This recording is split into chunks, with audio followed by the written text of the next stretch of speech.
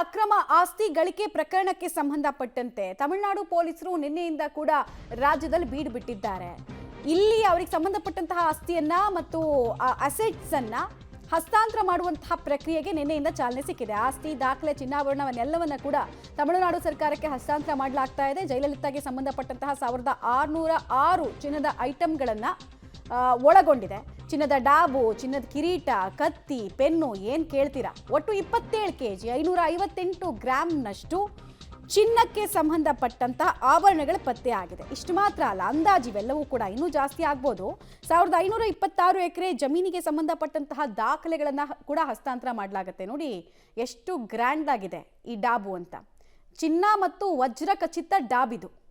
ಯಾವಾಗ ಆಗಿನ ಕಾಲಕ್ಕೆ 1996 ಅಲ್ಲಿ ಆಲ್ಮೋಸ್ಟ್ ಒಂದು 28-30 ವರ್ಷದ ಹಿಂದೆನೆ ಜಯಲಲಿತಾ ಬಳಿ ಪತ್ತೆ ಆದಂತಹ ಡಾಬಿದು. ಇದ್ರ ವ್ಯಾಲ್ಯೂನೇ ಕೋಟಿ ಗಟ್ಟಲೆ ಇರುತ್ತೆ. ಸೊ ಅದನ್ನ ಈಗ ಏನು ಮಾಡ್ತಾರೆ ಅಂತ ಹೇಳಿದ್ರೆ, ಒಂದು ಅಲ್ಲಿ ಇದನ್ನು ತೂಕ ಹಾಕ್ತಾರೆ, ಎಷ್ಟು kg ಇದೆ ಮತ್ತು ಏನದ್ರದ್ದು ವ್ಯಾಲ್ಯೂ ಅಂತ ಅದನ್ನೆಲ್ಲ ನೋಟ್ ಮಾಡ್ಕೊಳ್ತಾರೆ. ನೋಟ್ ಮಾಡ್ಕೊಂಡು ಸೇಫ್ ಕಸ್ಟಡಿ ಕೊಡ್ತಾರೆ. ಈಗ ನೋಡ್ತಾ ಇದ್ರಲ್ಲ ಕಿರೀಟ, ತಮಿಳುನಾಡಿನ ಜನರ ಪಾಲಿಗೆ ಇವರು ಅಮ್ಮನ ಹತ್ರ ಕುಬೇರನೇ ನಾಚಿಸುವಂತಹ ಆಸ್ತಿ. ಕಿರೀಟ ನೋಡ್ತಾ ಇದ್ದೀರಾ, ಕಿರೀಟ ಇಟ್ಕೊಂಡಿದ್ರು. ವ್ಯಾಪಕವಾಗಿ ಚಿನ್ನದ ಬಗ್ಗೆ ವ್ಯಾಮೋಹ ಇತ್ತು ಜಯಲಲಿತಾ ಅವರಿಗೆ. ಡೀಟೇಲ್ಸ್ ಕೊಡ್ತಾರೆ ಪವಿತ್ರ.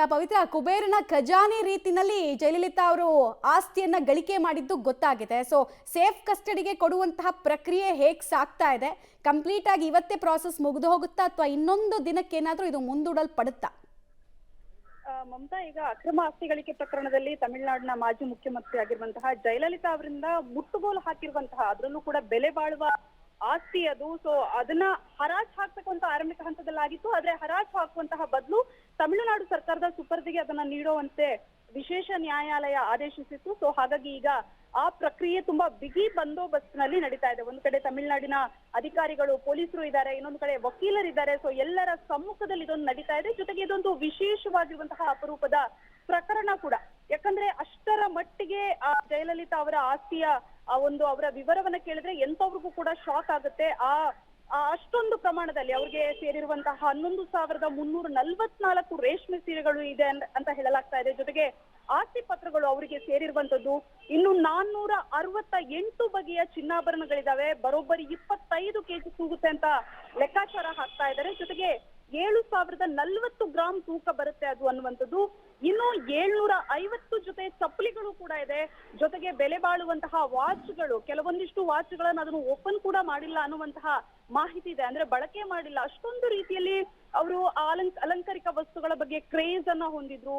ಜೊತೆಗೆ ಆ ಚಪ್ಪಲಿಗಳು ನೋಡ್ತಾ ಇದ್ರೆ ಅಷ್ಟೊಂದು ವೆರೈಟಿ, ಅಷ್ಟೊಂದು ಬಗೆಯ ಚಪ್ಪಲಿಗಳನ್ನ ನಿಜವಾಗ್ಲೂ ಧರಿಸ್ತಾರ ಅನ್ನುವಂಥದ್ದೇ ಅಚ್ಚರಿ. ಸೊ ಅದೆಲ್ಲವನ್ನ ಕೂಡ ಈಗ ಲೆಕ್ಕಾಚಾರವನ್ನ ಹಾಕ್ತಾ ಇದ್ರೆ ಹಸ್ತಾಂತರ ಪ್ರಕ್ರಿಯೆ ನಡೀತಾ ಇದೆ. ಮಮತಾ, ಧನ್ಯವಾದ ತಮ್ಮೆಲ್ಲ ಮಾಹಿತಿಗಾಗಿ. ಪವಿತ್ರ, 740 ದುಬಾರಿ ಚಪ್ಪಲಿಗಳು.